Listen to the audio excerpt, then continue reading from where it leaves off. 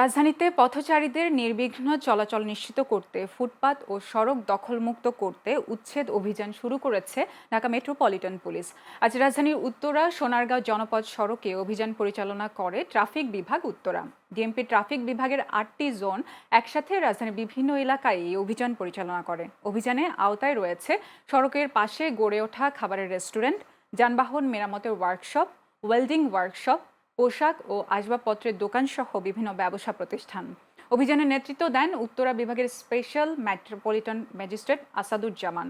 এ সময় উপস্থিত ছিলেন ট্রাফিক উত্তরা বিভাগের অতিরিক্ত উপ পুলিশ কমিশনার রুবেল হক ও ট্রাফিক উত্তরা পশ্চিমের সহকারী কমিশনার মাবিয়ান মিয়া।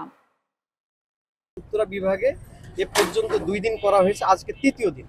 তো তৃতীয় দিনে আমরা শুরু করেছি ময়লার মোড় থেকে এদিকে কাঁচা বাজার পর্যন্ত, এবং এটা আমাদের অব্যাহত থাকবে। তো এইটার অংশ হিসেবে আপনারা আমাদের সাথে ছিলেন। আমরা দেখেছি যে নোটিশ পাওয়ার পরে এই দোকানগুলো মোটামুটি 90-95% ক্ষেত্রে সেটা মেনেছে।